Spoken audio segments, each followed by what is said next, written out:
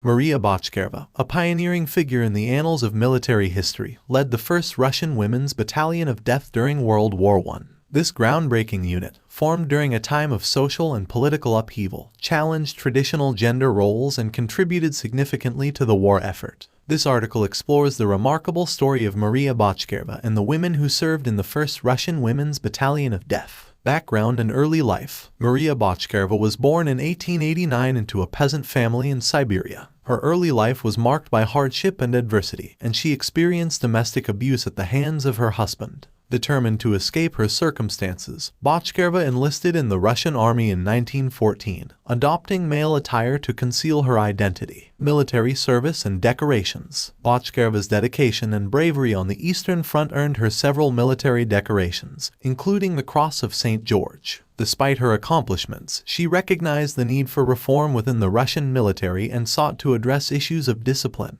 morale, and inefficiency. Formation of the Women's Battalion. Inspired by her vision of a disciplined and efficient military force, Bochkareva proposed the creation of an all-female combat unit. In 1917, she received approval from the provisional government to form the first Russian Women's Battalion of Death. Bochkareva's unit was distinct from other female units of the time, as it was envisioned as a combat force rather than a support or auxiliary unit. Recruitment and training. Recruitment for the Women's Battalion began in Petrograd, drawing volunteers from various backgrounds, including factory workers, students, and professionals. The volunteers underwent rigorous military training, learning drills, marksmanship, and other essential skills. Bochkareva emphasized discipline, esprit de corps, and a commitment to the defense of the homeland. Uniform and symbolism. The women of the battalion wore distinctive uniforms, donning traditional Russian military attire with the addition of skirts. Their emblem featured a skull with crossbones, symbolizing both the gravity of war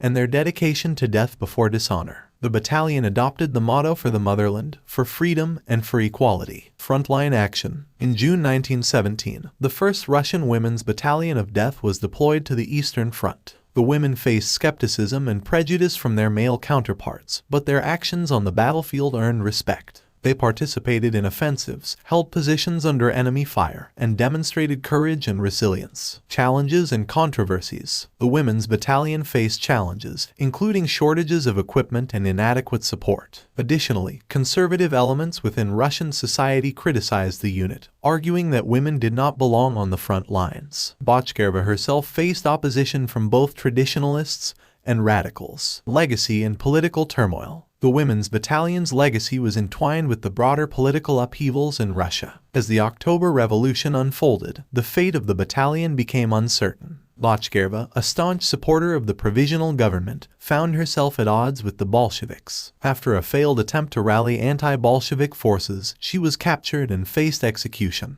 highlighting the tumultuous nature of the post-revolutionary period.